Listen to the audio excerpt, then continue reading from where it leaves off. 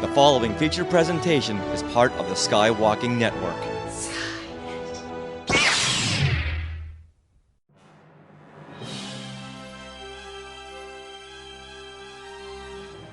Welcome to Resilient Squadron, where we share and discuss the adventures, challenges, and representation of disabled and chronically ill fans across the Star Wars universe.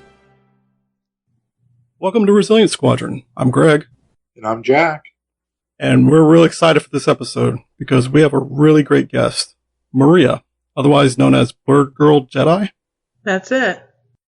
Yeah, she's the host of the Sistas with Sabers podcast, as well as the KatanaCast podcast. Oh, yeah. And I'd say I'm definitely a fan of Sisters with Sabers. I listen to it all the time. I'm so sorry. No, it's a really insightful show with some great perspectives that you don't get anywhere else. Thanks, man. Yeah, but it's also really fun to listen to. Like it's got a good balance. Yeah, it's fun to have fun. Yeah, exactly. So let's jump right into this month's topic.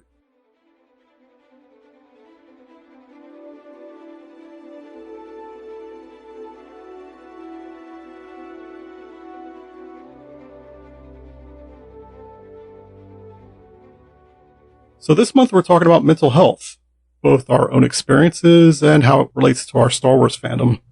And I do want to give a content warning here that we will be talking about topics like mental health, addiction, and personal loss. So Maria, we first learned about you when you were on the mental health panel at Force Fest in 2020, the virtual FanCon, where Jack and I also participated as part of the disabilities panel. And that's where I first heard your story. And when we started this podcast that sort of spun out of that event, we thought that's definitely one person we'd like to have on who can really share a unique perspective. Thanks. Thanks for having me on. So, can you tell us about your background and specifically some of your mental health story? What you've experienced with it, maybe where you are now? Yeah. We'll start at the beginning.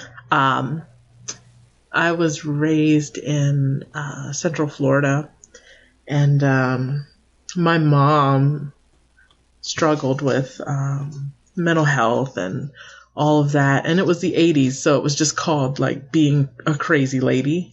So right. It wasn't, there was no such thing as that, so it's just, that's the way it was, and my parents fought a lot, and I saw a lot of that, and that wasn't good. And she, more often than not, was the instigator, and as she, aged, she just got worse and worse with time. When my parents split, it got even worse, and she got into alcoholism really bad, and things just were not going well. She wasn't really mentally fit to be raising two kids at that point. And she also wasn't around. So it was like, you took a potential second parent away and moved us across state lines. And now, there's no support. I will say this, I believe that she did the best that she could. She just wasn't fit. Right. And I just have to believe that, but some people aren't parents by choice. Some people just, and I heard that regularly, I'm stuck with you kids. You kids are weighing me down, It does a number on you. Yeah, it was interesting, but it showed me everything that I don't want to be as a mom.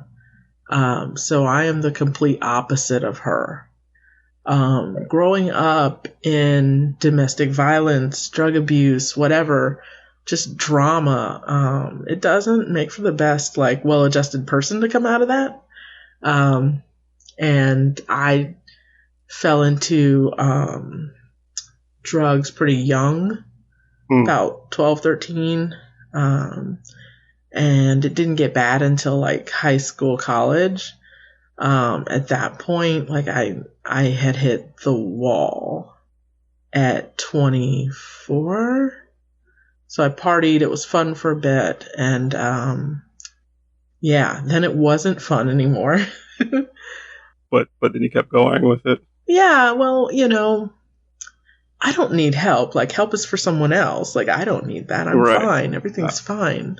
That's the thing about it is, like, you don't know you're in it until you're in it. Like, unfortunately, everyone else around you can see what's going on but you. And that's the thing about drug addiction, man, is, like, you can't make someone clean up. Like, they have to see it. Like, unfortunately, they have to hit rock bottom, in my experience. That's been the case for just about anyone I've ever met who found recovery, or anyone in general who's suffered with alcoholism and drug addiction. It's not a problem until we think it's a problem. So unfortunately, it takes some bitter ends to get people to want to change. So I ended up going into treatment. I left college. I was like 23 or something. Can I ask, did you have people who helped you, push you, or guide you into that? Oh, God, no. Family? Or is absolutely just pretty much not. All yourself? Yeah, mostly me. My sister knew I needed help. People knew I needed help, but they didn't know what to do around me. It was tough, man. And I was burning both ends of the candle, and I was trying to party and trying to go to school, and it didn't work. And eventually I dropped out, and things weren't going as planned. And I didn't know what to do. But I just didn't want to keep on going the way I was. And it was like 2 weeks before Christmas. And I remember walking around downtown Orlando, and there was a billboard at the time for chemical addiction and treatment therapy. And I was like, well, I tried everything else. Might as well. Yeah. And at that time, it was state funded, so you could check in or whatever and get your 30 days or whatever. And that was dope. So I did that. Discovered the Clone Wars in there. And it gave me a solid foundation. Like, treatment, it was kind of like jail. Like, what your day is going to be like every single day. You're going to do clinicals. You're going to do check-ins. You're going to lunches at 1. Yard time is from 3 to 4. What's going to happen. And I found a lot of comfort in that routine, in knowing what's going to happen, coming from a household where you just never know what's going to happen. Yeah, right. It was very comforting for me to have a set schedule and to know, like, what's going on and kind of planning my day. And that's why I love treatment. Like, for me, that's home. Like, right. I've recently, with this last episode, like, I contemplated just going back to rehab, because, like, it's the one thing I can do really well. I can do rehab like nobody's business, and it just feels like home. Because I'm around other people like me, and out here, I feel like I'm the only one, and that can be tough. So I got out of treatment, and I didn't want to. Like, I was really scared to leave treatment. Like, it's safe, it's familiar, it's what I know. And then back in the day, there was a radio ad that used to come on, 844 HOPE, and it was for a group called Narcotics Anonymous. And that was my first 12-step experience. And I was 20-something, a college dropout, and that became like my school. So I studied the book rigorously. I did all the steps. I got a sponsor. A sponsor is kind of like your Jedi master, someone who teaches you coping skills and helps you through the steps. And You became a Padawan. Yeah. Padawan of Recovery. Absolutely. And I met this lady that I wanted to be just like, and she was just amazing. And it was really good for a lot of years. And after year 5, she started missing meetings. She didn't come around as often as she used to. She was angry. She didn't want me to call her as often. In the beginning, I would call her all the time. What do I do now? What do I do now? What do I do now? Brush your teeth and call me back.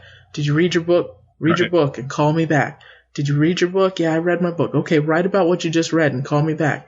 And that kept me going. And then one day, I had heard through some other people in the meeting that she was actively back out there using drugs. And that's tough. Yeah, this person, your role model. Yeah, became like my mother figure in a lot of ways. And I said, no, that can't be true. That can't be true. She would never do that to me. And that's the Ahsoka moment, right? Yeah. When I realized and put it together and I saw it for myself, and I went to her and I'm like, is this true? And she's like, this is none of your business. And I'm like, all right. Well, then I guess we're here together, and it kind of mirrored, like the Twilight of the Apprentice, a little bit. We didn't fight or anything like that, but I just watched that today, actually. Yeah, it hits different. Yep. It hits different for me. It really does. And that was hard. And then I went through the program for the next 2 years without a sponsor. Okay. Without leadership, trying to figure out, what am I going to do? Mm-hmm. Who do I want to be? And where do I want to go from here? Right? I sponsored a lot of women, none of which I have any contact with, and that's the thing. You give and you don't know if you'll get it back. Yeah. But I wish them all the best. I eventually decided to get a new sponsor, but I decided I wanted to do things my own way instead of the way I was taught. It was a great foundation, but it was a little rigorous, like the Jedi way of doing things. And I became more of an Ahsoka. It's like, okay, we're going to find some balance here, and we're going to add some real world techniques. And I did that. Adapt what you've learned. Absolutely. And I stayed clean. Make your own path. That's it. I stayed clean for another 5 years, 10 years total. Had my daughter without the assistance of any painkillers or anything like that. Went through all of that. Very proud to say that. It was not easy. I bet. Childbirth is terrible. It's hell. It hurts a lot. And I got through it clean recently.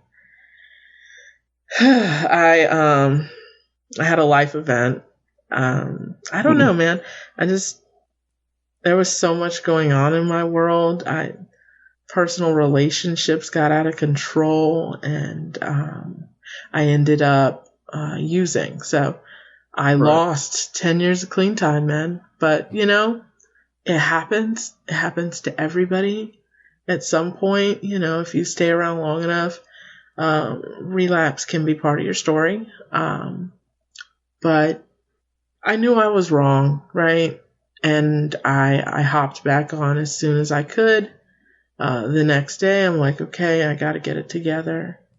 And I'm putting together 12 days as we're speaking right now. So that's something. I realized that this time I might actually need a doctor to help me with my depression, because when it kicks in, I'm just falling. I'm there right now. Yeah. No, I am. I really am. Especially with this past year and a half with COVID. I mean, Well, first of all, I mean, I was telling Greg, okay, first of all, I hate asking for help. Mm-hmm. I despise asking for help. I can confirm that. So finally, a couple years ago, I finally started asking for help. But then, all the people that could help me were letting me down. I went to my PCP, and I said, hey, one of my things is I want to get my mental health in check. Can you please give me numbers of counselors or therapists? And you're like, nah, no problem. And they gave me a bunch of numbers, called them all. None of them took my insurance. My caseworker, same thing. I got a brand new caseworker. She's like, hey, Jack, what's one of the things you want to work on? And I was like, well, I want to, work on my mental health. Okay, here's a bunch of numbers. You can call. Call them all. None of them take my insurance. And then COVID hit too. And then, of course, none of the therapists or anybody's in the office. So you can't reach them. I mean, I think I played phone tag with one person until I gave up and nobody else would answer their phones. And it's just so hard when you're trying and you're not, for whatever reason, not getting the people that can help you aren't helping you for whatever reason. Yeah, it's hard for me asking for help. It's not something that comes easy to me. So I identify with that for sure.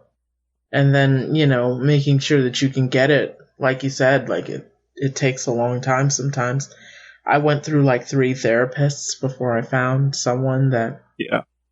And I still don't think she's a great match for me, but it's better than nothing. And sometimes she does have valuable advice, but for me, it's just like anything else. I take what I need, and if it doesn't apply, then I just let it go. And, everything's not going to work for me. I think she's a well-meaning person, but some of the stuff is just unrealistic for me where I'm at in my life today. So I had a recent relapse due to some interpersonal relationships that went awry, coupled with a lot of stress, being a mom, working full time, being in a relationship, and the shows, not that the shows are bad, the shows are great, but I get stressed over maybe they're not coming out at the right times or, whatever. So it's a lot. Yeah. And I hit a wall, man. And I reached out to the people that I love and I told them man, this ain't working. And I just need to figure something else out. And, you know what? I feel really good about this relapse because I know I did just about everything I could to prevent it. Yeah. And it was just going to happen. I feel like that. That sounds like a healthy perspective in the sense that, my understanding of addiction and similar things is that they're a lifetime struggle, and it's always going to be there. And occasionally you're going to very well slip up, and it's how you handle that and where you go from there and what you do to treat it. It says a lot. Thanks. It's,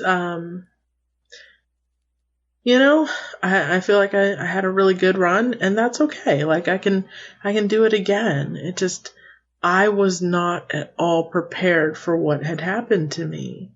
Right.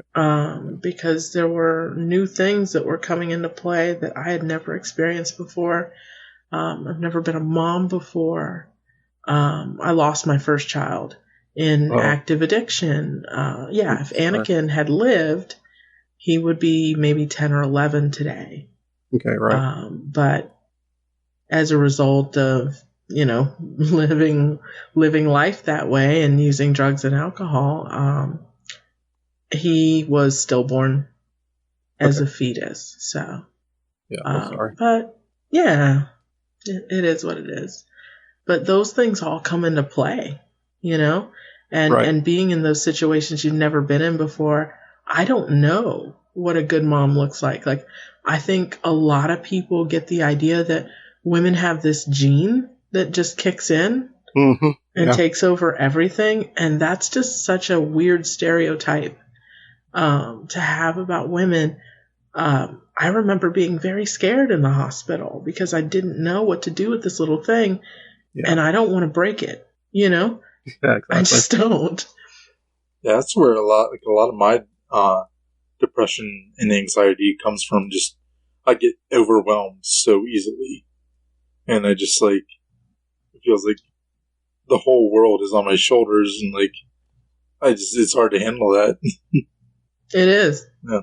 I was just talking to Ben today, one of my hosts over at Katana, and I'm looking at this list of things I have to do, and it's swirling around my head and forming a pentagram. It's doing everything it can to scare me.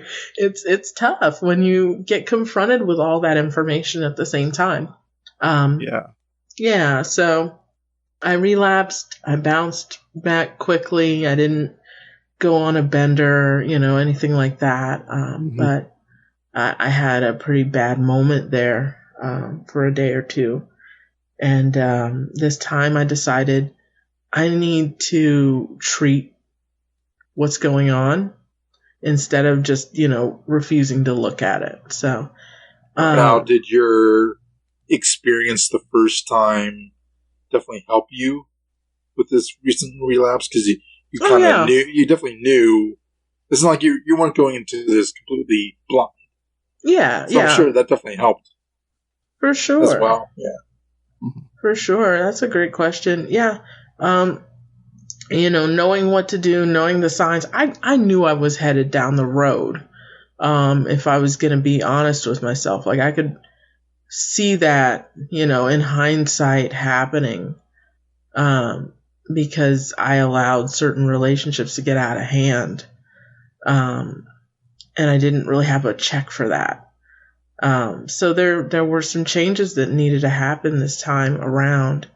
And I need to be honest with myself and say, hey, I need to check in with somebody, man, and just stop running on my own notions all day. So having a support base is important for me, and realizing that as much as I want to do it all, I have to be realistic. Right. Because I want to do it all. That's just who I am. Me too. I'm definitely the same way too. And I do consulting work. I work for myself, for clients. And I have a chronic illness that I've talked about on the show before, but basically dysautonomia, autonomic nervous system condition that causes fatigue for the most part and a lot of other little issues. And so combining that with the work, with the family, with the daughter, trying to raise her right, all those things are so overwhelming. And I was even going to say, Jack and I can relate to the podcast factor. It's we want to get this thing off the ground.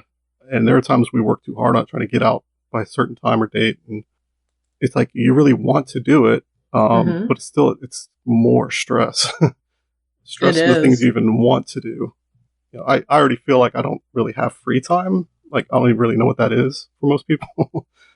And that's been a big contributing factor for my own depression over the years, even before COVID hit, which just exacerbated all of it.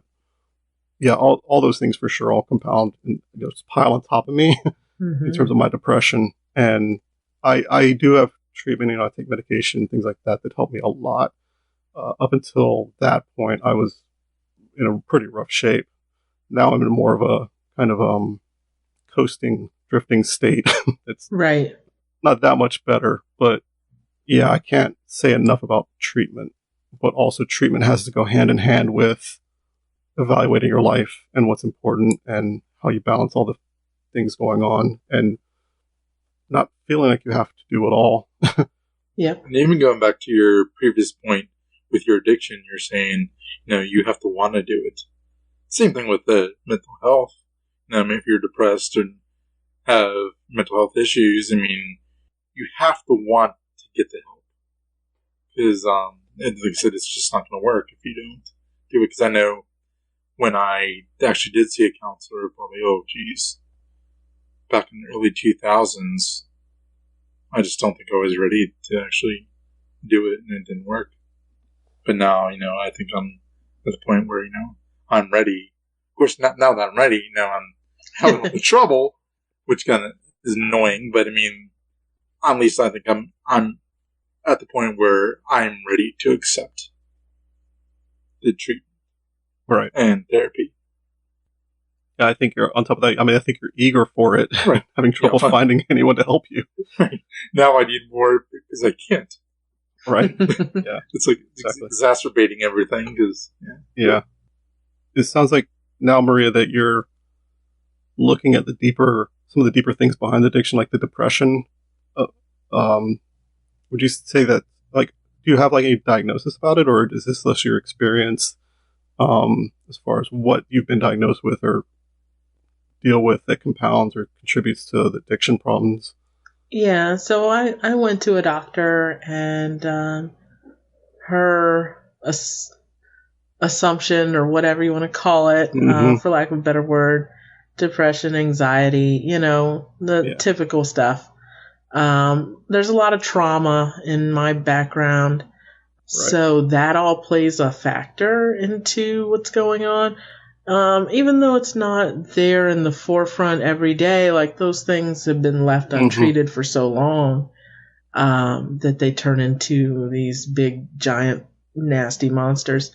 So yeah, I got put on some medication, and, at first I was really unhappy about it because I could tell that there was something holding me back. Okay, yeah. Yeah.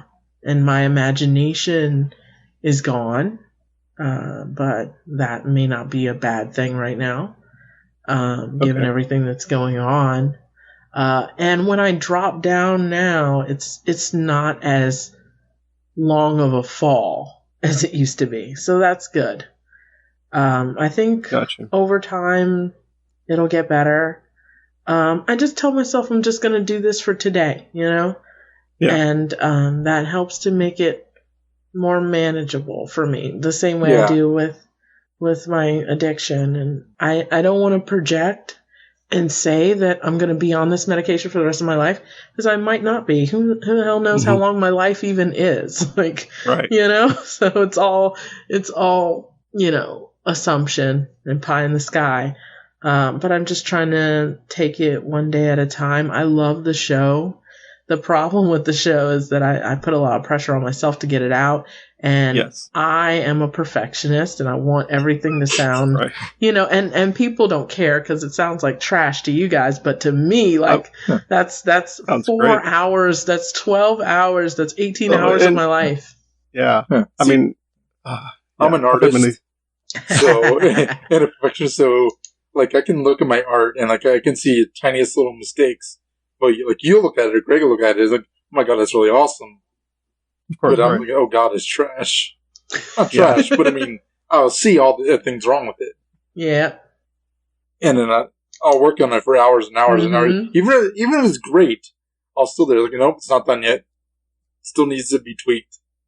Yeah, I'm that with my writing, too. And then also, coming at the podcast stuff, like, I will definitely, like, I will complain about, like, this is taking so long to get this edited. But if I step back and look at it, like, do I really need to put as much work as I am into it? Like, that's it. That's it. Like, do I really need to add a bunch of audio drops? Absolutely not. Like, I don't need to. And that's the comment I was actually about to make, having listened to a lot of your show. It's like, I already know how tough it is for us, and we just recently started adding, like, little interstitial, transition, little bits of drop in audio. But yeah, you've got so much great, you got throwing some music and some audio clips and sound effects, and, like, you got all kinds of production going on. It's like, that's got to take even so much more work. It does take a lot of work. It's worth it. It pays off, I think, because it shows but great. It's the one thing in my life that's authentically me. You know what I mean? Like, the show is really a reflection of me and the ladies. Right. And they saved my ass. We have a relationship that goes a lot deeper than just the show. But yeah, we have a great relationship, and I wouldn't change it for anything in the world. I can call those women if I need to, and they're there for me, and I love that. The show has given me so much. It's amazing. And it all just was a silly dream, and now we're doing it.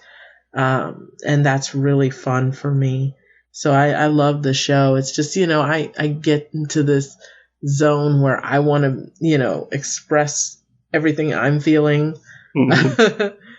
And sometimes I feel like I overdo it. I can be a bit of a perfectionist when it comes to it. Because my work, I used to put a lot of passion there. But, my work is just work, Yeah, I evolved past that at some point myself, where what I do, I build websites. So like what I do with that is like, I'd work for people and just throw everything I have into it, to accomplish something and excel in my field and all this other stuff. And I just burned out on it. And, eventually I went through enough jobs, enough companies, enough clients, all this stuff that after a while I'm like, I could just be getting these jobs done and it's fine for them. And why am I throwing my life into this especially for companies that are just, Yeah, they don't care anyway. They don't appreciate it. Yeah, they don't appreciate it. And I eventually lost enough of those jobs where I was like, well, that clearly was not a very healthy relationship on my end, as far as the amount of effort and passion I put into the work and what they perceived it as. And then they let me go anyway. So that was an eye-opening thing a number of times in a row before I really got the message and said, and if anybody's listening to this and need some website work that I can work on, I do put great amount of effort and quality. I do. I'm good at what I do, and I put a lot of professionalism into it. But I no longer go above and beyond, over delivering everything like I used to try to do, knowing that this is just a financial relationship, and I want to do a great job for you, but I'm going to get paid for it and move on. And I started looking at putting my passion into other things, like a podcast. Yeah, my podcast, my family. I just, family. I've worked for a really big company for the last 10 years and I've given it my all and I've busted my butt. And, I'm always just a day late and a dollar short. And, oh, darn it, we gave the promotion to so-and-so. And I'm just like, you know what? It's okay. Like, it's not supposed to be me for whatever reason. Like you've got another agenda and that's fine, but it's like I have to move on. I waited on my first round of in vitro because I thought I was going to get the job. I thought I was going to get the promotion. And so I didn't have my baby at that time. Right. And we waited for Ahsoka. Fun fact, the guy who provided the vial for the insemination process, his name is Rex. Nice. The guy from the clinic. I was like, thanks, Rex. Sweet. Appreciate you. Okay. That was fun. Stand-up guy. Yeah, he's a decent dude. as all people named Rex are. Of course. Yeah. Definitely universal. I think that's a universal good. But I guess getting caught up to today, man, I encourage everyone, if you're struggling with something, the first step is knowing that you need the help and wanting to get it. Yeah. Those are the first steps for sure.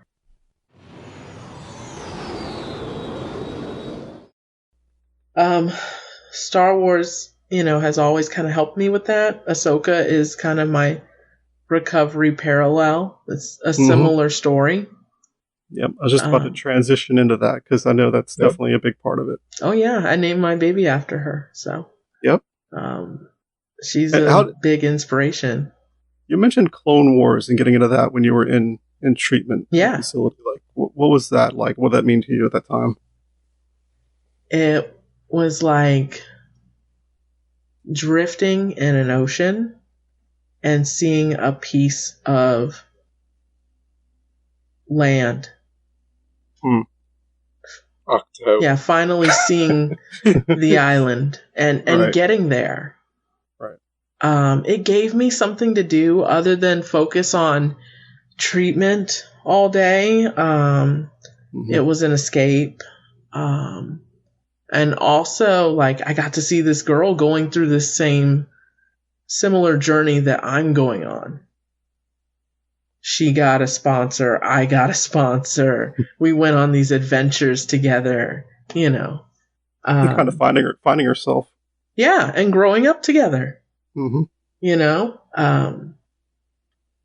So, yeah, Ahsoka has always been a huge, like, influence for me. She's right there. She was on your arm, too, yeah? Yep. Gotcha. Yeah, she's around. That's awesome. She's always around. I got a chance to meet Ashley. I have no idea if she understood anything that I said, because it was mostly, like, screaming and crying. That's exactly how I'm going to be. If I ever meet her, I'll be just a blabbering idiot. We're both huge. Because Greg and I are huge, not only Ahsoka fans, but like, Ashley especially. Just like, oh my gosh, she's... Speaking about mental health and everything else. We're both big fans. Jack is next. Jack is not going to be able to function if we meet her. Yeah, she's such a wonderful person in the fandom to meet. Right. You know, it's difficult when you meet that person and they're not who you think they are. Right. You know, that can be crushing. I forget what the phrase is. Something like, don't meet your heroes or whatever. Because they'll let you down. Mm-hmm. You're right, yeah. But that's the one thing I love about Ashley is, like, she lives the Ahsoka Tano, her morals, her... Like, she tries to base her own life on Ahsoka Tano. Yeah. Which is awesome. Yeah, she really is. She's a fan's fan, you know, and it was a real honor to meet her. We're going to try to meet back up with her in September so she can meet Ahsoka. She still hasn't met her yet. Nice. Great. So that'll be a lot of fun. That's going to be special. Yeah, it will be. She's already, like, aware of the character and has all the dolls and stuff. And I was going to ask, how old is she now? Ahsoka's 2. She is now 2 years old. She'll be 3 in August. Yeah, she's something, man. She's I bet. A lot of me in there. Like, need that you do not. Yeah. She's a daredevil, you know? Right. Just there's no such thing as the word no. I can't imagine where that comes from. I'm so familiar with that one. Right. The perfect name for her, though. That's right. Nobody could tell Ahsoka no. Like, I mean, even Anakin, he was like, hey, you know what? I'm tired of telling you what to do. Just do your thing, and I'll try and guide you the right way, but, you know, it is what it is. I see a lot of her slipping out of the house when she's not supposed to later. Oh, yeah. I'm getting into trouble going on adventures. Wondering about that now. We should put bars on the window because she's right underneath the garage, so she could probably make it. Right. When I was her age, I was doing stuff like that, so I assume it's coming sooner rather than later. But yeah, man, the Star Wars thing, it's always been there, and it's been a real big support for me, right? When I don't have, you know, these stories can fill the gaps for us and give us inspiration and hope and, you know, those types of things. So, I definitely feel that way about Ahsoka and also Jyn. Like, Jyn Erso's character, like, so relatable to me. Right. Like, as much as I want to be like the Ahsoka, like, I didn't come from a wealthy family. I'm a nobody in the story, you know, just like she was, you know, just a scrappy girl with a gun, you know, no fancy frills or anything. But she had this really strong love for her father. And I've always had a really strong sort of tie to my dad as well. So I really love that these stories can give us some insight into our own lives if we open the door for it. Yeah, one thing that Jack and I talk a lot about, it's going to come up several times, both just in the podcast and when we talk about, as we started getting into this, really looking at representation of different themes and elements of health and illness and mental health and disability. Like a pattern we've seen that seems to stretch across a lot of Star Wars is dealing with trauma, especially generational trauma and stuff. You know, it just seems like I mean, you pick almost any Star Wars book, and if you ask me what the theme of it was, I'd say trauma. For the most part, it's like people are coming from difficulties in their lives and finding hope or whatever it is to get past it. And it's helpful to me because it's just very relatable in terms of the things we've come from. Yeah, it puts you in a place where you can identify more. And everybody's going through something in their life. So maybe it's not addiction for you, but maybe it's something else. And you can see yourself in that character. And everybody's got a character, you know, whether you're a Luke guy or you're a Boba Fett guy or you're a Mando person or you're a Baby Yoda girl, you know, everyone's got their character. And that's what's really special about Star Wars in particular. Like, there are other fandoms that you can have a character in, but the world isn't quite as big as the world that we have in Star Wars. Right. Yeah, for sure. Yeah, and you'd mentioned, like, with the podcast, how strong that is, that sort of family in your podcast of what they've meant to you to be doing that. I think that's a similar thing we've found. You know, like I said, it's challenging to produce a podcast, and for us, you know, we want it to be perfect. We put a lot of work into it, but it's also been a great opportunity for, like, Jack and me to connect and bond over these things, and having this as an outlet, a creative outlet to do something that's us, that's ours, has been really strong. So that's another thing I think we could really relate to.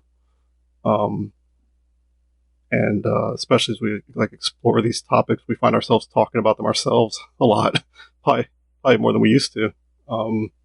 And I mean, and more background, Jack and I have been friends for 20-something years since college. So that's awesome. How far back our Star Wars co-fandom has gone back together. But I think, it's like working on this has given us an opportunity to talk with other people too, and to reach out and find out other people's stories. And it's been big for us to see that in the fandom, and to find, that's the one thing I love. Find communities of people talking about the stories, talking about their own challenges, and the combination of those two things, what it's meant to them to be part of a fandom that's helped them support them, and the stories and what they mean to people, and seeing all that, just bringing all that in has been like helpful for me, even to latch onto, dealing my own issues. It's definitely been very rewarding. Yeah. To know that.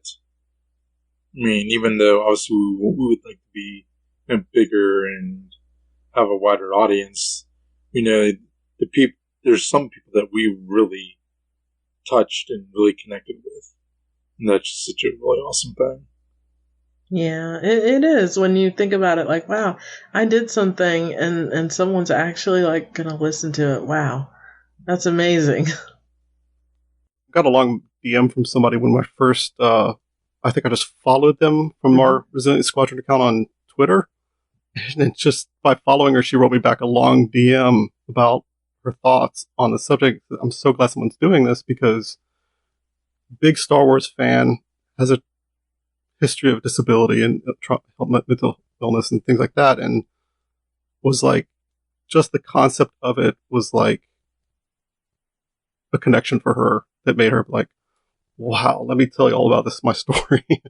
And to be able to resonate with people like that, there's clearly some value in the connection between the fandom and the stories and people's challenges.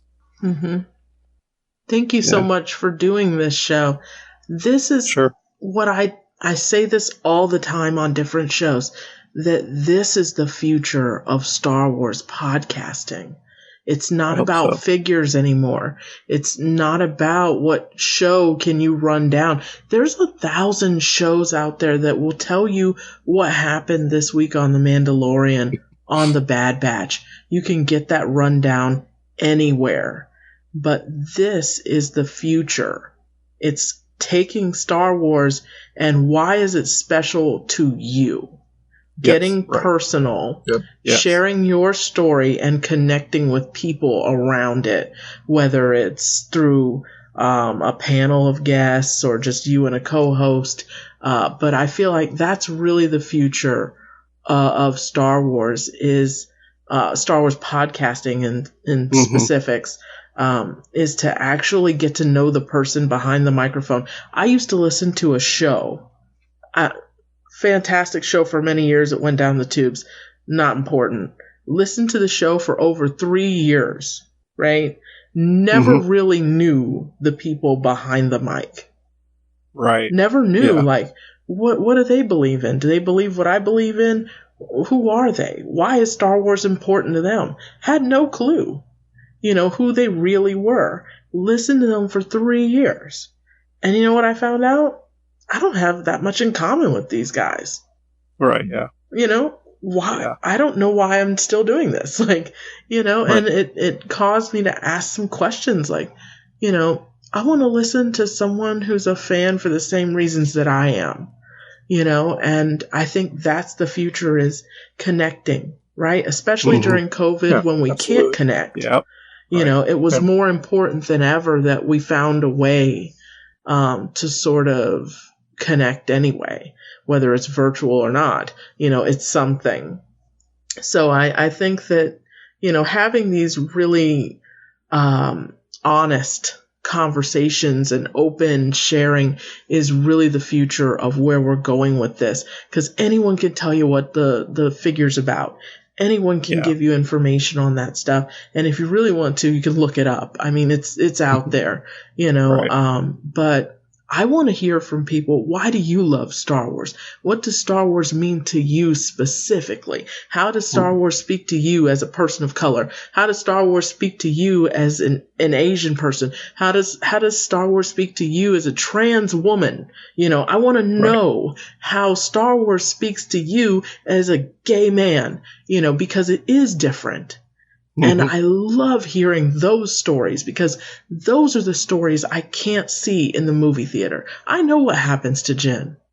Because guess what? I've watched it a million times, but now we're actually coming to a point where we can connect with each other and learn from each other. That's what's really exciting. Right. That's one of the things, too. Like, one of our goals, one of our main things with this podcast is to educate. But we also want to learn. Because, again, I always like to put it in Star Wars perspective is, Greg and I aren't the Yoda of disabilities. I know about spina bifida. He knows about EDS. And, but we don't know, what it's like to be blind or having a hearing impairment, or we know our disabilities. And that's it. Yeah, it was kind of a defining thing for us with the show is that, at first I didn't even want to do a podcast. Part of my reluctance to do a podcast was that, it was kind of along those lines of, I don't want to be just another couple of middle-aged, straight, cis het white guys. Even being disabled, we have that perspective, but we didn't want to be just another couple of guys talking Star Wars because God knows there's enough of them. But we decided that a major goal would be both diverse guests and also bringing the authenticity and realism to it and talking about other topics that we didn't hear anybody else talking about. And hopefully we can keep having guests who can bring other perspectives so that we can learn and our audience can hopefully learn through us as we are picking things up and getting other exposure to and that's so dope. Yeah. And when we decided to do that, it was like, okay, now I want to do this. I think it was worthwhile. And so, yeah, we're very, we've got a long list of people we'd love to have on the show, but I actually look through that list and say, okay, who are all these people as far as bringing different perspectives to things? And because I know a big thing too, I'd be curious for your perspective on this. A big thing I've learned a lot about is intersectionality in terms of health and disability and mental health and also being part of a marginalized community in any way. whether it's race, gender, sexuality, any of those things, add sort of compounding factors in terms of people's experience. That's something I really want to learn more about and speak to, because we don't personally probably have much of that ourselves. And I'm very conscious, I'm like all the time, very conscious of my own privilege. Like I have so many challenges, but I'm also like, how much harder would it be for me if I wasn't like a straight white guy, you know?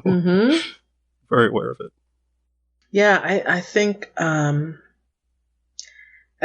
being an addicted person and being brown and being female, it just puts you further back in the line of priority people. But I think that the message of Star Wars should be that anyone, hence Rey Nobody, can be somebody. I think that should be the message that Star Wars should be carrying today. Are they carrying that message? I don't know. Anybody's guess. They tried to, and then they changed it. Yeah. I think some people say yes, and some people say maybe not so fast. But I choose to believe that the former rather than the latter. What I can tell you is, man, there's a lot of stories out there to be told, whether it's, me as a pansexual person or the pink milk folks. You really want to get into some stuff, like go holler at Pink Milk. They'll give you Another what for. Podcast, yep. Absolutely. They will tell you exactly what's going on. Triad of the Force. And I'm just so excited to see these shows coming out. 60 Minutes is like a brain bomb. It's a cross between Star Wars and like the BBC. Like if they had a baby, that's a good way of putting it. It would be 60 Minutes. I just discovered them not long ago and reached out to them, and I do love that they really stick to the 60 minutes inspiration, the format, with the music and the tick tick tick tick. Yeah, man. They've actually invited us on, so we're hoping to do that sometime. Oh wow, you're so lucky. Summer, because they said, well, the disability is a great topic for their political theme, which it so absolutely is. For you guys. So that's a great overlap. Yeah, it's funny, as you're listing all the podcasts I've gotten really interested in, and a lot of that is like I'm trying to expose myself to. Because like I said, there's so many, and I was listening to a lot of the ones that were just like the same people, like, and I catch some of these just because I'm so obsessed, but, how many people can talk about what happened on Bad Batch this week? Yeah. I mean, and everybody jumps in, or there's some small people. And they're all going to say the same thing. Yeah, pretty much, yeah. Pretty much. There's not a lot of hot takes. Let's recap it. Okay, you're all pretty much getting it, and that's great. If people enjoy it and people get a lot out of it, and they build that community. That's great. But it is more than we do want to do more. Like you gave the example of Jin. Like, okay, we all know Jin's story. What we're interested in is like, okay, well, what does Jin mean to you, in your life, and how has that impacted you? Absolutely. She, we see her in a jail cell. Like, I found Star Wars in treatment in a cell, like literally. Yeah, right. You're being rescued. Congratulations. Like, treatment is not fun. It's kind of like being dropped in a muddy puddle. It's not exactly a rescue. You whether you want to or not. It's not exactly a rescue. Not at all. But yeah, I feel like there's a lot to be said for that. I mean, when I had Ahsoka, I was very fearful that I would Padme out. I've shared that before, because healthcare is different for Black women than it is for a Caucasian woman going in there and having a child. I've heard all of the horror stories, that if your baby looks too light, they could take your baby away, and that stuff really happened at some point in the past. And it is scary. Like, I didn't want Ahsoka to go out of my sight. Like, they're like, oh, we can take her to the nursery. I'm like, no, she's going to stay right here, because her father is a redhead and he's very fair, and the baby came out with not a lot of melanin, and I was afraid that someone would take my baby, and that's a real fear. And then just fearful that I'm going to have this surgery now because she was so big, they ended up having to do a C-section. And I'm just like, oh my God, am I going to Padme out? Like, if I do, just take the baby and get out of here, man. And he's like, oh, why are we even talking about this? I'm like, dude, you don't understand. Like, black women are 15 times more likely to die in childbirth than a white woman. Right. Why is that? Like, because it's just not considered worth it, It's like, they'll make another one. So, it's just stuff like that really gets you worried, right? When you hear all those horror stories, even Serena Williams, of all people, having problems during childbirth. Come on. It's just, those are the types of things that you can't really articulate to another person. Right. Like, I love my husband to death. He doesn't understand why I don't get out of the car when we go to Macon, Georgia. Like, I will wait until we get to Atlanta to pee. Because I understand what happened in Macon, Georgia. The lynchings that happened in Macon, Georgia. And a lot of that mindset is still there. Like, I don't go out without a chaperone in Macon. No way. No way. Yeah. He's like, oh, it's 2020. Things have changed. I'm like, I don't know, man. I'm going to wait this one out. Last few years have been very eye-opening for some of us about how much things have not changed that we thought had when in our secluded worldview. Yeah, it's really sad to see that there are that many people out there like that. It's just like, wow. Like, what have we been doing for the last 60 years? You know what I mean? Like, 60, 70 years since the civil rights movement. And people still don't get it. Like, it's like, whoa. Yeah. Like, and nowadays too, they're so proud to flaunt it. It's like, it's what? Like, just before everybody kind of, maybe for a while they're kind of in the closet. They go, I don't want to be called out. But now they're like, they wear it on their sleeves. Hey, I'm racist or bigoted or whatever. It's like, exposing that we know who to stay away from and to shoot themselves in the foot, but at the same time, like you were just saying, it shows how we come a long way, but we still have so much further to get. We have a lot of work to do because we're not as far away from it as we think we are. Not even close. Yeah, and with the laws that are being enacted behind closed doors. Which again, 60 minutes, man, that's where it's at. There are certain tactics that are being used right now, to prevent voters, to cause voter suppression, and it's very sad that these individuals just cannot understand that we're moving in a different direction.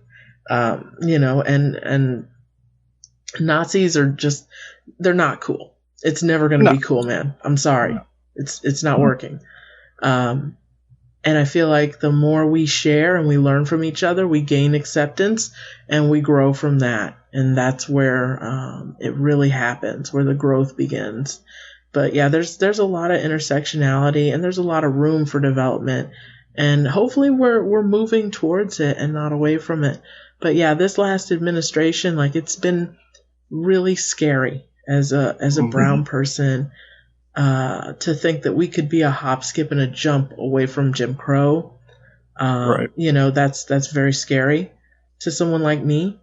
And then when you start talking about, taking gay marriage away, me as a brown person married to a white man, I have to ask myself the question, like, is the loving act next? Like, could my marriage be rendered invalid as well?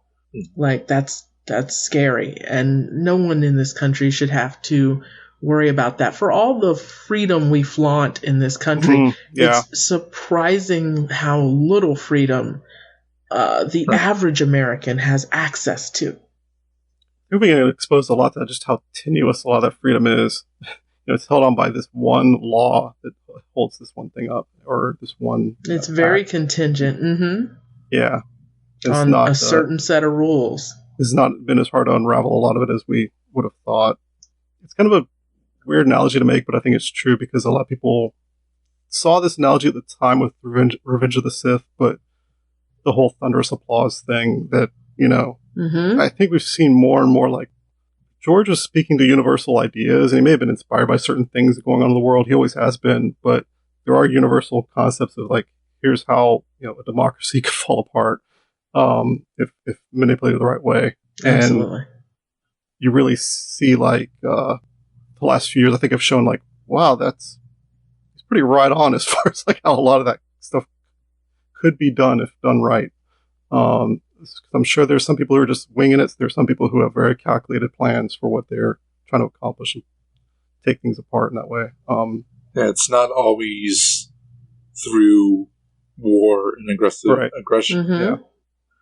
It's manipulation and scheming, and through our own lethargy as a community of people. I think there's a lot of like, let me just spread around what I saw on Facebook instead of actually doing the work, doing the research. That administration came in at a perfect time when everyone was kind of on autopilot. Everybody was chilling. Yeah. Mm-hmm.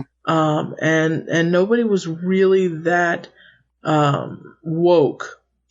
People were comforted by the president prior and felt like things had really changed, and so nobody's antenna was up, right? Yeah. No one had even the foggiest, and then this guy comes through and just tears apart so much in 4 years, so much progress, and not to mention scared a lot of people, and we need to remain vigilant. That's the takeaway for me. The thing I'm still really vigilant about personally, where I'm trying to be aware of all the different risks that a lot of people are facing, but in terms of like disability and illness, like that's where I'd been on edge throughout that administration in terms of literally just unable to sleep, worried about what's going to happen with healthcare and stuff. Yeah, and you guys are directly impacted. Yeah, I mean, it's just like, they're constantly attacking the laws that literally pay my medical bills. And then again, comes back to the fact that I'm conscious of like, I'm so aware of how I'm living under that constant stress of that. And I can only imagine other people who are also facing those other things that you described. It's this multi-aspect risk, that you're under that are just exacerbate each other, that all these different pieces of people's lives being taken apart that they depend on or that are core of who they are. Mm-hmm. Absolutely. Compound that with like, let's example, lesbian couple, 2 women, who both are experiencing the pay gap, right? They probably can't live the lifestyle that they could if they were both with men because they have both a significant pay wage gap in their weekly take homes, right? Which makes life for them more difficult than it needed to be. Yeah. If we had a fair check and balance in there, right? Yeah. That directly has a tie to that family. Right. And what they're allowed to do, right? So contingent freedom, right? That goes right back to what we were talking about. Yes, they are quote unquote free, but is it equal? Right? Yeah. Mm-hmm. Because freedom and equality are not the same thing. If there's anything that we've learned in the last 4 years, it's that freedom and equality are not the same thing at all. And I think that's where we've got to start looking. And people have different ideas of what freedom is for them. And I'm not talking about freedom to throw your drink down at Starbucks and complain about, your latte doesn't have the right almond milk. And some people, like what Jack was saying, it's like freedom to also, espouse your beliefs in certain things and do certain things, and not freedom to not have to wear a mask, which is like, that's not how freedom works, buddy. Like, I would have to say that's probably the biggest insult to you guys. It's like, as people who actually have a leg to stand on, metaphorically here. Like It's gotta piss you Neither off. one of mine worked, but Shush. You know what I mean? You know what I mean? Oh, Like no. Yeah. these people who just simply won't wear a mask, and it's like think about all the Yeah. things you have to do just to make it out of the house. Like, right. Yeah, we did a COVID episode and talked about some of this stuff, and yeah, kind of where I was actually going a second ago was like, okay, yeah, under the administration, like stuff had gotten just so much worry about what's going to happen next, especially to people like us, and that was before COVID, and then COVID just like just blew it all up even more to like what's going to happen because there was a clear disregard for people with chronic conditions and chronic illnesses, and there's just been a very clear disregard for, and somebody very vocally, you know, like selfish. it's just, you know, it's just Right. it's only the people with pre-existing conditions we have to worry about, which wasn't even true, it turned out, but also they just didn't seem to care. You know, it's the elderly and pre-existing conditions. That's the only people that are affected. And like, even if that was true, like that's horrible. Yeah. Like, how could you even say that? Well, that's one of the reasons I continue to wear a mask. Like, and I posted that, like, hey, I will continue to wear a mask until children are eligible to get the vaccine. Because I don't always wear mine, but I always have it on. there you go. Especially too, like, I mean, I have a lot of friends who have autoimmune deficiencies. So, I mean, and again, like we were saying, we all know that, hey, we're not all self-important. We know there are other people that have conditions, and we're mindful of it. So, like I said, I always have it on me. Yeah, that's it, man. And don't be a jerk. Like, and this has shown me that if there was some sort of zombie apocalypse, we wouldn't survive. No, we'd be Like, we just wouldn't survive because people are so selfish. Yeah. There's no way that we would make it out. Like, that's all it's shown me, is that humanity isn't as good as we think it is. Yeah, it's been eye-opening as far as how many apocalyptic stories are out there that are just not accurate at all, because you've left out the whole context of people who just refuse to well, I mean, there's always people who don't take those things seriously in those stories, but it's always just like, is there going to be a concerted effort by the government to deny it exists? And yeah. Well, good times. Yeah. But we got Star Wars and we got hope. Yeah, we do, man. It's a great franchise, and it's allowed me to meet you guys. Thank you so much. For sure. Yeah. Well, thank you. Yeah, I'll say too, like, I mean, again, it comes back to all these things are the things we deal with and the challenges and anxieties that we all have. And that's why it's great to have a community, because we do all back each other up. And I think those of us who do that are going to keep doing it and keep pushing against those who don't. And we're glad you're out there doing what you're doing too. Thanks, man. I appreciate that. Yeah, so can you share where people can find you and your shows? You can follow me at BlerdGirlJedi on most social media if you're bored. And you can follow the show at Sabers with on Twitter if you're interested in that. And Sistas with Sabers on Instagram.